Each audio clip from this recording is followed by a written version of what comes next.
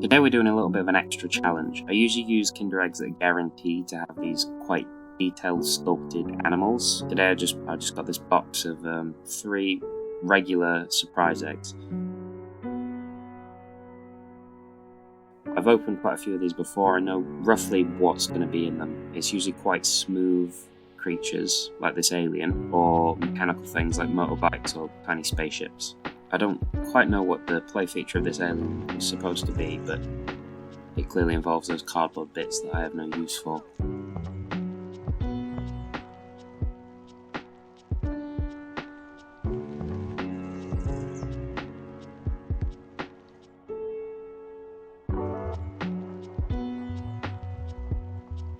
Egg number 2.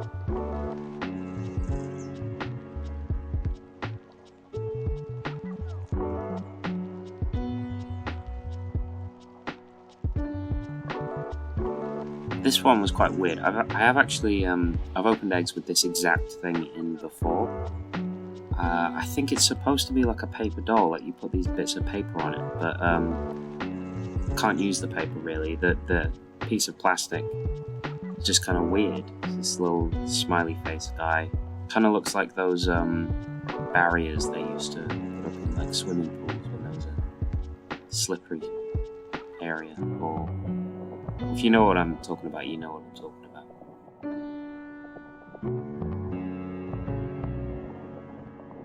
Number 3 is a monkey. I know I'm very lucky to have gotten 2 vaguely organic creatures. I was thinking I was probably going to end up making some kind of robot in this video, but it's only going to be a little bit robot.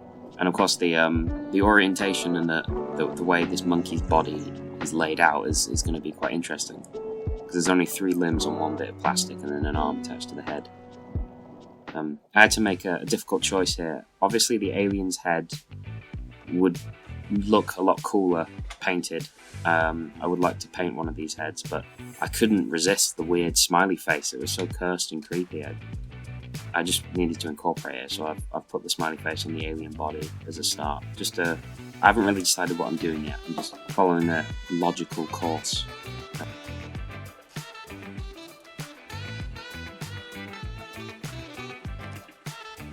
I'm replacing the alien's hands with monkey hands. I ended up putting them on a position, kind of made it look like the creature's sort of, it's either pretending to be an airplane or it's got very poor balance.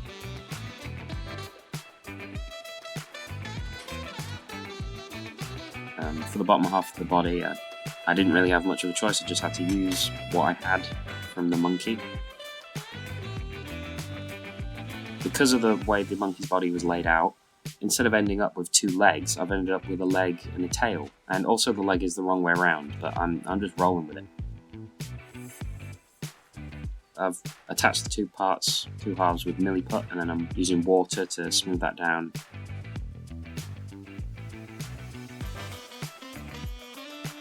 It's dried now, and I'm filing down one of the edges because the orange half is wider than the blue half. Just gonna fill in some gaps with Mod Podge, and this is one of my favourite crafting techniques. Using Mod Podge, PVA or wood glue, and then combining that with super glue, it will sort of instantly turn into this sort of skin, and you can stretch it and pull it around to make sort of warped flesh looks.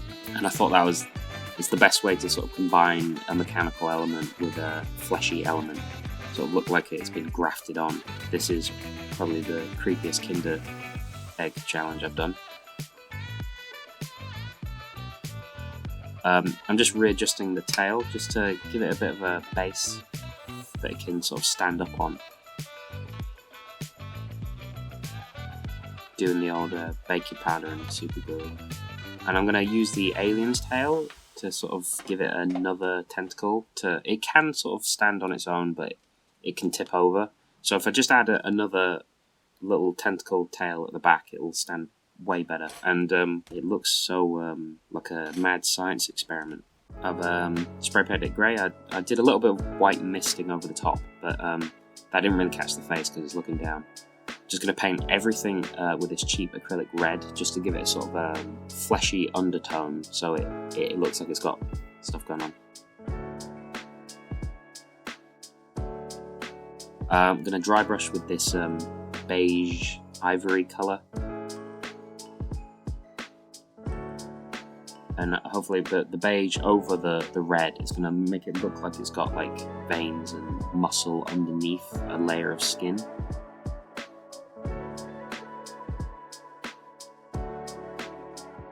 But the paint was just really cheap. I couldn't dry brush it. I tried really hard. In the end, I just went over it with several just layers with a regular brush. Even then, it wasn't really getting the coverage I wanted. And if I put in any more, I'm going to start losing like physical details because the paint sort of dries thick, but the brush is really thin. It's weird.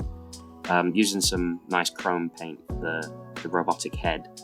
This is the point where you kind of it sort of defines where the flesh stops and the metal starts.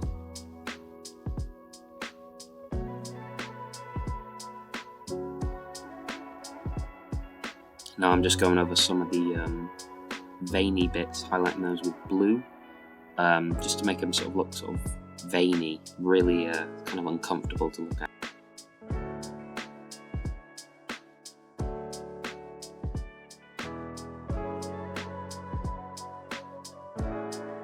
And I'm also doing some other veiny bits with red as well. Red to sort of show the areas that are quite where there's gonna be a lot of blood flow, like sensitive areas like hands. They're gonna have a lot of blood flow.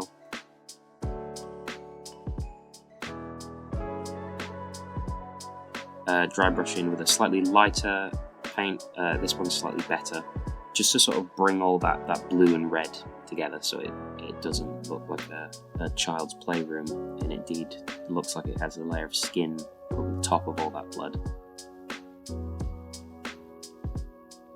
Now some homemade oil wash, just to go in all the little cracks. That'll dry dark and sort of highlight all the shadows. Using some really dark green for the eyes and the mouth, just to sort of give it, I don't know, it's sort of like a screen or lights. I don't actually know the practicality, but the glowing effect in the end, I really like the way this turned out. I used several different types of green.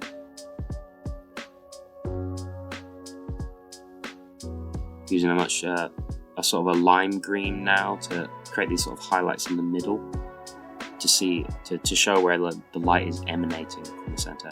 Whilst I'm waiting for the face to dry, I'm just going to put some highlights of flesh, skin tone, on bits that the dry brushing didn't really catch very well, like the hands. And between the veins, just to sort of highlight the red more. Oh, and I'm going to just run some brown on the edges of the metal, just to make it look a little bit worn, a little bit rusty, a little bit muddy. I'm not sure exactly what the brown represents. It just sort of makes it look a little less clean, a little less like just a solid block of chrome there. Defined edges now. This sort of luminous green, just over the top, right in the middle of the eyes and the mouth again, just to make them more brighter, more vibrant, and then at the very end just a little dot of white in the middle of each eye. The camera doesn't really pick up the way the eyes look in real life very well, because the dark green is sort of reflective, so you sort of see this sheen, but the sheen's not there in person. It looks a lot better in person.